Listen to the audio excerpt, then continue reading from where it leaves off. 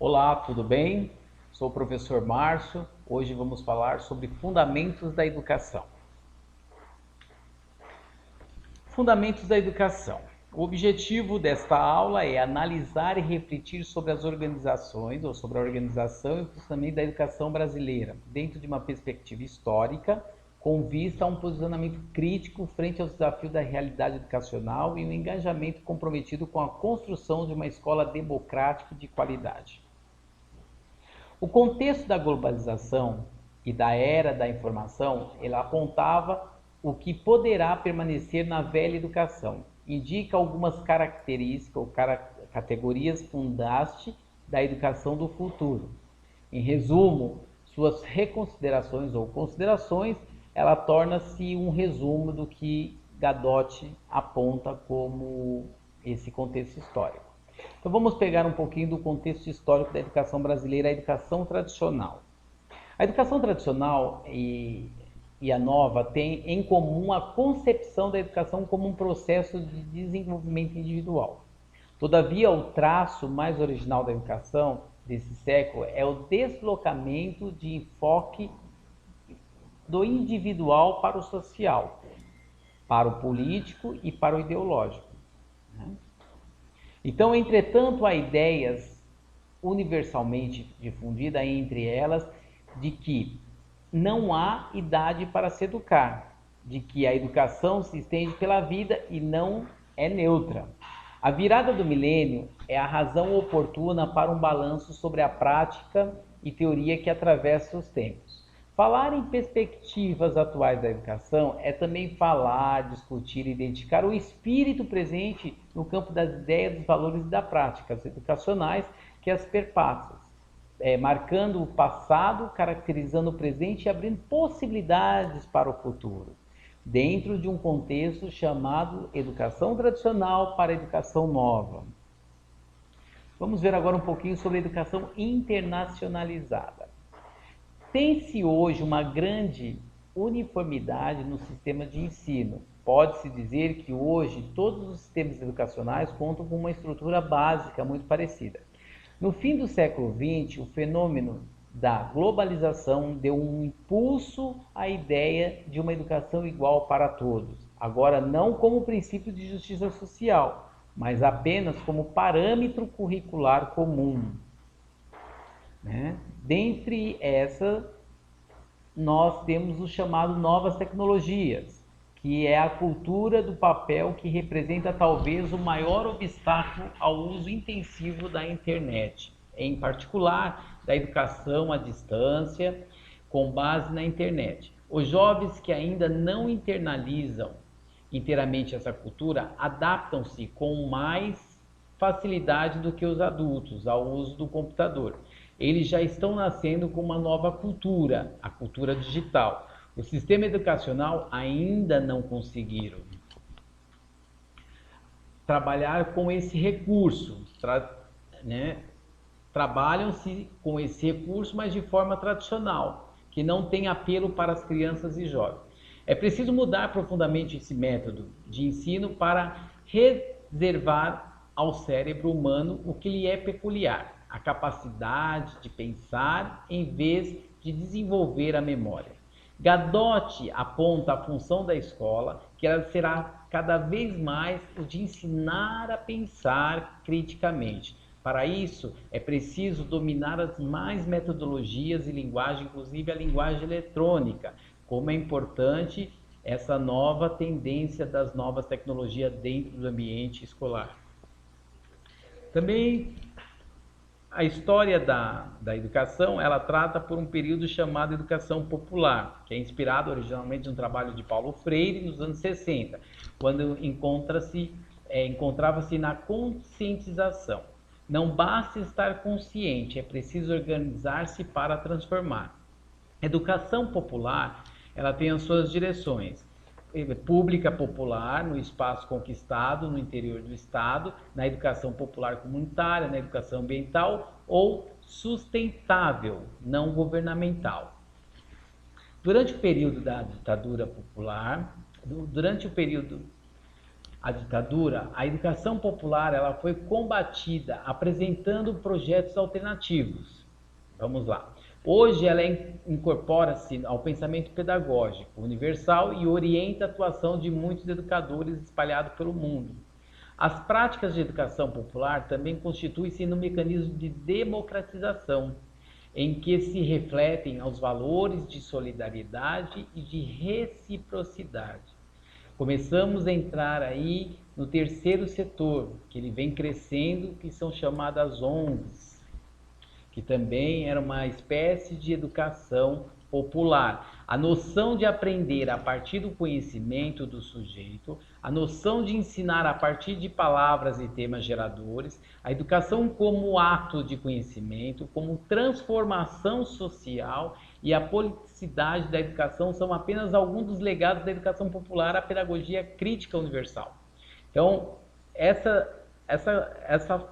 esse legado deixado por Paulo Freire nos anos 60, entre a educação popular, ela altera a educação do país, ela altera a história da educação do país.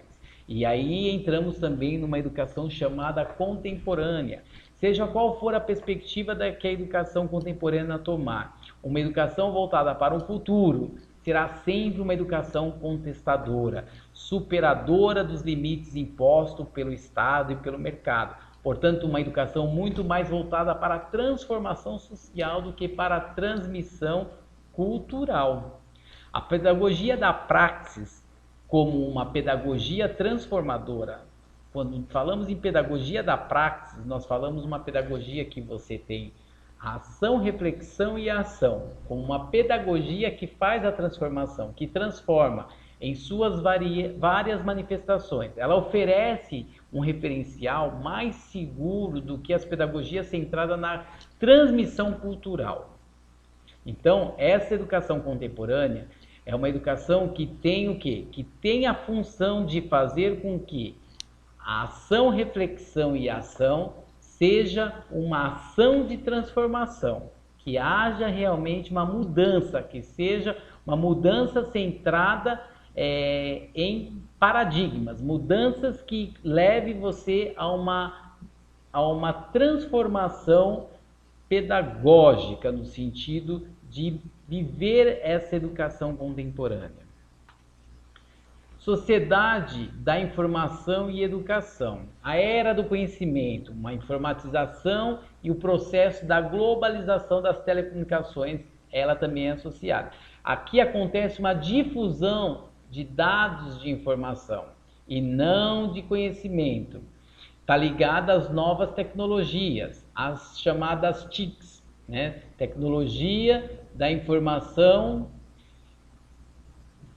a tecnologia da informação. Então, passa a ser importante agora essa nova abordagem de educação para o país, vivendo agora um período de transformação de educação. As novas tecnologias elas vão permitir o quê? Acessar os conhecimentos transmitidos não apenas por palavra. Elas vão permitir o quê? Acessar através desses conhecimentos transmitidos as imagens, os sons, as fotos, os vídeos, hipermídias, etc. Pode-se dizer que está também em andamento uma revolução da informação, como ocorreram no passado a Revolução Agrícola e a Revolução Industrial. É importante também ressaltar que alguns municípios eles tendem e estão investindo nessa área das tecnologias. Principalmente eu faço menção aqui ao município de Osasco, que o prefeito da cidade colocou em todas as escolas do ensino fundamental, todas as escolas agora são lousa digital. É interessante porque quando você faz essa visita às escolas, você percebe os professores todos engajados, utilizando dessa tecnologia para mostrar para o aluno uma nova abordagem de ensino. E fica em tempo real. As informações elas chegam em tempo real para os alunos. É muito interessante essa prática que alguns municípios e algumas escolas adotam com seus alunos. Novas oportunidades parecem abrir-se para os educadores, Esses espaços de informação têm tudo para permitir maior democratização da informação e do conhecimento. Portanto, menos distorção e menos manipulação, menos controle e mais liberdade. Por isso que investir em tecnologia para suas escolas é você investir em conhecimento, é você transformar o mundo, fazendo com que os seus alunos, os seus professores tenham mais liberdade para desenvolver um processo de ensino-aprendizagem mais eficaz. É preciso a participação mais intensa e organizada dessa sociedade. O acesso à informação não é apenas um direito, é um direito fundamental, um direito primário, o primeiro de todos os direitos, pois sem ele não se tem acesso aos outros direitos. Educação é um direito de todos e é um direito que as escolas elas se atentam para esse nível e adequem seus professores e alunos a essa nova tecnologia. A consequência para a escola e para a educação em geral são enormes. Ensinar a pensar, saber comunicar-se, saber pesquisar, ter raciocínio lógico, fazer síntese e elaboração teórica, saber organizar o seu próprio trabalho, ter disciplina para o trabalho, ser independente, autônomo, saber articular o conhecimento, tudo isso são consequências para uma escola que trabalha dentro do que a própria LDB permite que ela tenha esse momento de adequação, né? Que tentam adequar para que esse é o papel da escola, né? Que ensine o aluno a ter todas essas consequências. Uma escola que trabalha dentro desse contexto é uma escola que sabe fazer escola.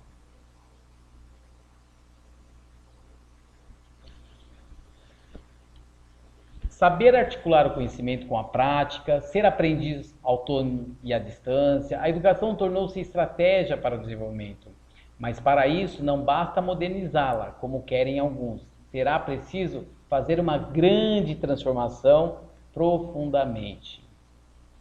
A escola precisa ter projeto, precisa de dados, precisa fazer sua própria inovação, planejar-se a médio e a longo prazo, fazer a sua própria reestruturação curricular, elaborar os seus parâmetros curriculares, enfim, ser cidadã. Para isso, nós temos o que chamamos de pilares, são as bússolas, né? Que é levar o quê?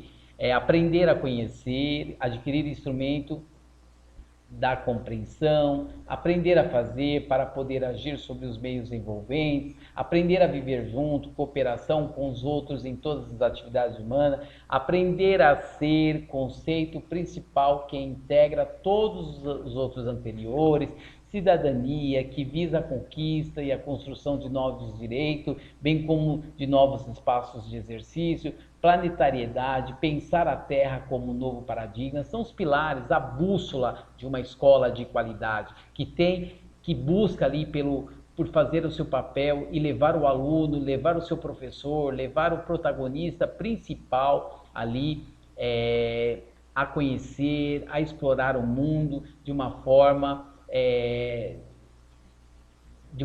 mais crítica e positiva.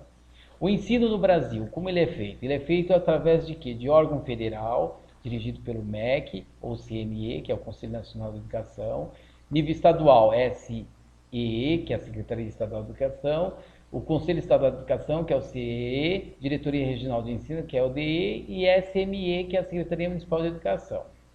A educação básica, como que ela é composta? Ela é composta por educação infantil, né, que ela vai de creche, de 3 anos, de 0 a 3 anos, a pré-escola, de 2 anos, de 4 a 5 anos. A educação infantil, ela torna-se obrigatória de 0 a 3 anos para o Estado oferecer. E ela é facultativa para o pai colocar na educação infantil de 0 a 3 anos se ele quiser, mas de 4 a 5 anos torna-se obrigatório tanto o Estado oferecer e o pai também matricular esse aluno na escola, na pré-escola. Então, ela é obrigatória a partir dos 4 anos de idade. Dos 4 anos, o pai tem que procurar uma escola e já matricular o seu filho, quer seja privada ou pública. O ensino fundamental é de 9 anos, que vai de 6 a 14 anos, o ensino médio de 3 anos, que é de 15 a 17 anos. Outras modalidades de ensino são EJA, que é a educação de jovens e adultos, a educação técnico profissionalizante, educação especial, EAD agora, que está, né, em alta, que é a educação à distância, a educação de campo, a educação indígena, que também é muito forte aqui, a educação de afrodescendente, ou afro-brasileiro, que é a Lei 10.639 de 2003, que é o artigo da LDB também, ele trata sobre isso, a educação carcerária e outras. E agora nós temos também um chamado Programa de Ensino Integral, que está no PNLE, que é no Plano Nacional de Educação, por ser obrigatória, né, que os estados eles precisam ter uma quantidade de escolas de ensino integral. E interessante conhecerem as escolas de ensino integral que tem aqui no estado de São Paulo, né, que elas têm todo um sistema muito bom, tem umas disciplinas que são chamadas tecnologia, eletiva, projeto de vida, que faz o diferencial dessas escolas. A Constituição de 88, o artigo 205, trata que a educação é direito de todos, dever do Estado, da família e da sociedade. Será promovida e incentivada com a colaboração da sociedade. Agora, a LDB 9.394/96, ela trata os objetivos da LDB como: todos que terminarem o ensino médio tenham formação comum. Quais são? Desenvolver o aluno para a cidadania e o mundo do trabalho. Fornecer meios para o progresso, continuar aprendendo. E aprender a aprender. Ou o artigo 26 da LDB. Parágrafo 7. Passa a ser obrigatório o segundo princípio. Primeiro, segurança e defesa civil. Segundo, meio ambiente. O artigo 26A. Deve ser integrada ao currículo História da Cultura Afro-Brasileira e Africana. Os estados possuem autonomia para integrarem qualquer disciplina, se não forem todas obrigatoriamente em artes, história e literatura. O ensino da cultura afro-brasileira e africana. Então, passa a ser obrigatório esse ensino no currículo, né, ou na matriz curricular, que tem que ser trabalhado, né, com os professores, quer seja artes, história ou literatura. Alfabetização e diversidade. Objeto: eliminar a desconfiança social e cultural existente entre brancos, negros e índios, né? Princípios do SECAD, conscientização política e histórica da diversidade, fortalecimento de identidades e direito. Então, eliminando todo tipo de preconceito sobre a questão da diversidade, né? Dos direitos, da identidade. Então, precisa fortalecer a identidade, os direitos, né? E fazer com que seja trabalhado a questão de qualquer tipo de discriminação, de preconceito contra brancos, negros e índios, né? E a conscientização política e histórica da diversidade. A LDB ainda trata sobre a questão do ensino de 9 anos, que é o artigo 8º, né, o segundo parágrafo, fala sobre a obrigatoriedade, que a matrícula é obrigatória para aos 6 anos de idade. Hoje a matrícula ela passa a ser obrigatória a partir dos 4 anos. E nova organização do ensino é de 9 anos. Vamos falar um pouquinho sobre o calendário. O calendário das escolas são de 800 horas ou 200 dias letivo, não inclui exames finais ou recuperação. Pode haver adequações no caso de greve, clima, Copa, e agora também adequações em questões de pandemia, que foi já anunciada uma pandemia, pode ser que haja sim uma adequação quanto ao calendário escolar. Currículo, né? Então o currículo ele é apontado de que forma? Tem o CEL, que é o Centro de Línguas, que você vai ofertar o inglês ou espanhol, diversificada, a frequência de 800 horas ou 200 dias letivos, não inclui exames finais ou recuperação, pode haver adequações, como já passei de greve, clima, Copa, o currículo base nacional, a base comum e a parte diversificada. Na base comum, disciplinas obrigatórias são língua portuguesa, matemática, história, geografia, né? Tem um exemplo aqui de uma educação infantil, matriz curricular de educação infantil. Então, nós temos aí, nessa matriz curricular, né, a base comum, que é obrigatória. Então vamos pensar numa educação infantil. O que, que eles têm que ter lá na área de conhecimento, o conhecimento de mundo, depois os eixos culturais. Tem a língua oral e escrita, né, que essa língua oral e escrita tem uma carga horária anual de 200 horas e é dividida essas 200 horas por aulas semanais de 5 aulas por semana. Daí fora tem outra disciplina chamada matemática, também são 200 horas, dividido por semana, 5 aulas por semana. Artes visuais são uma carga horária de 80 horas, com 2 aulas por semana. Natureza e sociedade, que são 120 horas a carga horária, que essa carga horária você vai dividir 3 horas, 3 aulas por semana. Movimento, 120 aulas, 120 horas de aula por semana, com uma carga horária, com 3 aulas por semana, e música, que são 80 horas de carga horária, dividida aí em 2 aulas por semana.